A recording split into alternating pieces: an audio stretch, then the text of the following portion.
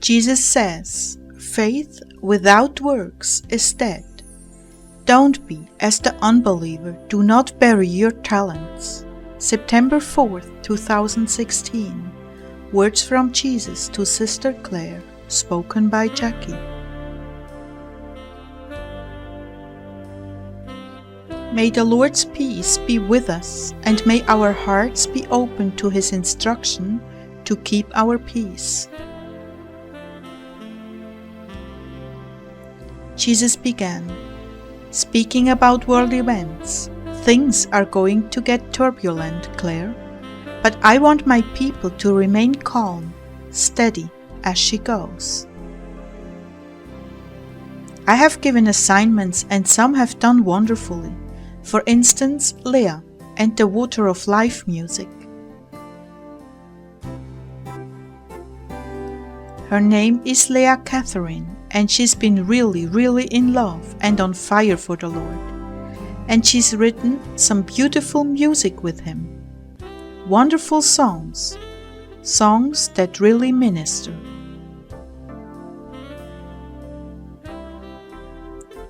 She has moved forward with me in obedience to my mandate to use her gifts. Heartdwellers, she's a good example for you.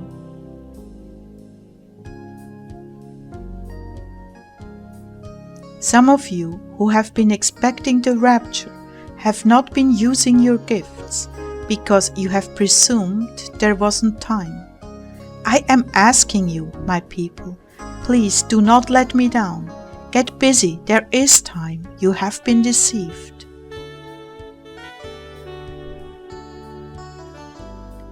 Many have said, well, since the rapture isn't for 3 years, I can just take it easy. You who are thickening on your lease, you will not be taken. I looked up that word lease, a word in the KJ version that describes that undisturbed and thick portion of wine that naturally falls to the bottom of the vat, the dregs that settles at the bottom of wine jars and wineskins. The word is used to express spiritual lethargy and the decadence of Moab. Jeremiah 48:11. The indifference of Israelites to spiritual realities and the bitterness and inevitability of God's wrath on the wicked. Zephaniah 1:12 records that they are thickening upon their lease, who say that Jehovah will do nothing. Jeremiah 48:11 says that Moab has settled on his lease, that is, they have settled down in contentment with their circumstances. Though I love you with all my heart, I'm giving you a serious warning. Please hearken to my call. I need you to use your gifts while you are waiting. I need your focus to be bringing others to salvation, not how soon the rapture will happen and how soon you can get off this earth. Shall I reward you with the same reward given to those who are laboring to bring in the harvest, knowing that they have yet a little time to bring forth fruit? I have no desire to leave you behind, but that is what is going to happen with the servants that buried their talents. Please do not be one of them.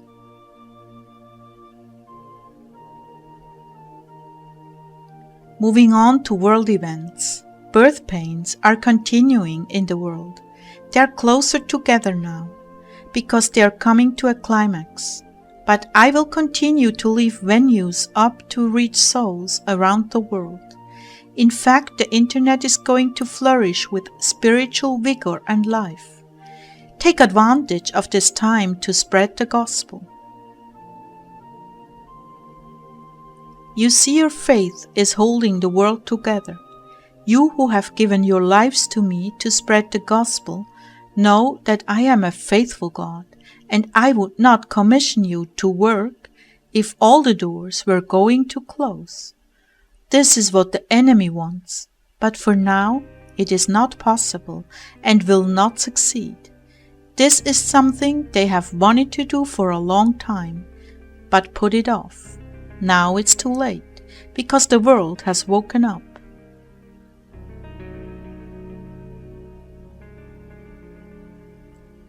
There will be numerous attempts to throw everything into chaos, here and abroad. I will thwart them all, for those souls who are riveted on me, and not looking to the left or right. Some of you are new to this channel. I have made it a point to tell everyone that I do not want them watching the news and YouTubes that keep abreast of the chaos. Why? Because you, by your negative thinking, will spread negativity and instability. Do you all understand? Even the good Christian channels that broadcast what's happening are working against the stability of the world. Unknown to them, some of the information they have is deliberately slanted to throw people into panic. But those of you who are expecting me to keep you in peace are in fact part of what is holding this world together. That is why you must be removed before all the plans they have can be implemented.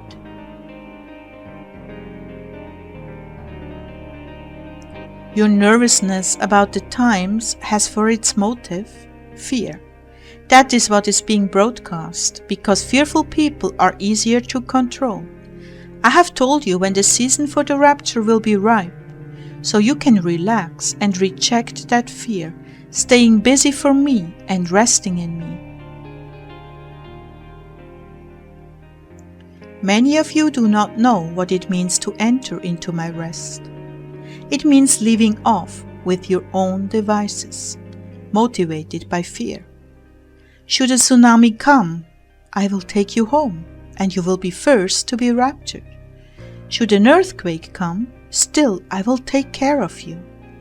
If you release all your anxiety about your bodies and the salvation of your relatives, and just focus on steady application of your gifts to bring souls to me, you will have peace, my peace. As it is written, the work of righteousness will be peace, and the service of righteousness, quietness, and confidence forever.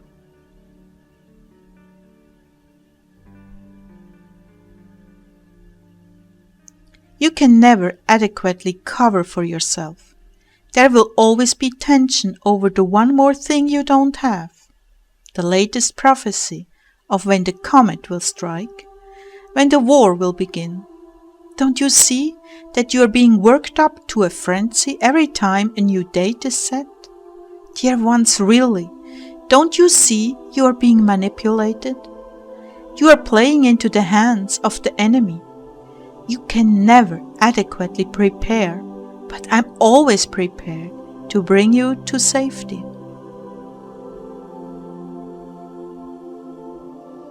The more insecure you get, the more you focus on yourselves, the less you do for the kingdom.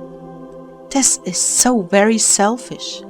I have taught you that if you focus on me alone and obey what's been given to you to do, I will cover for you. You can walk in freedom. Now you are in bondage to all these dates being set. They have stolen your gifts by causing you fear and apprehension, even though I have consistently told you not to listen to the voice of the world. Please listen to my voice alone, wherever you hear it, in church, on other channels, in your prayer time, wherever you hear it, let it be settled in your mind and enter into my rest. Then, no matter what happens, you will have my peace and assurance that I will cover for you.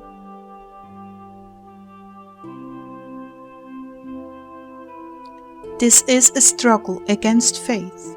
You're being manipulated to forsake your faith and turn to your own devices, and this is precisely how they will drive you into the net that's been prepared for you. Come to us, we have food, water, blankets, medicine. Come, and it will be a trap to incarcerate and eventually do away with you. You need to practice your faith and trust in me now. You need to be an example of my watchful care now. You need to be spreading the gospel by living it now, so that those who are left behind will have an example to remember. Lord, I don't understand how this is stealing people's faith.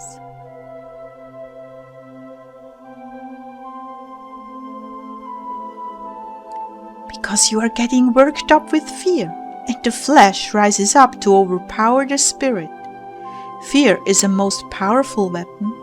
It is not only making your body sick, but your souls as well. You cannot hear my still small voice when your head is filled with the din of the world.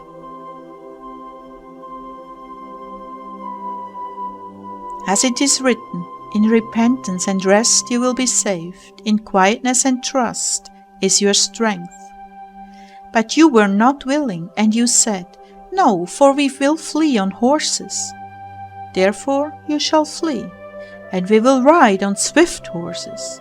Therefore those who pursue you shall be swift.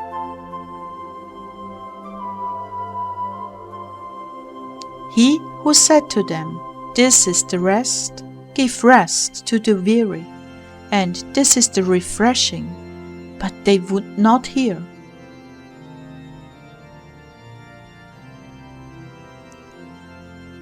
So do not be among the unbelieving, but believe. Let your faith shine through the works I have given you to do. While all the world is stressing, you will be creating. It's in your hands. It's your choice. Then he quickened James to me.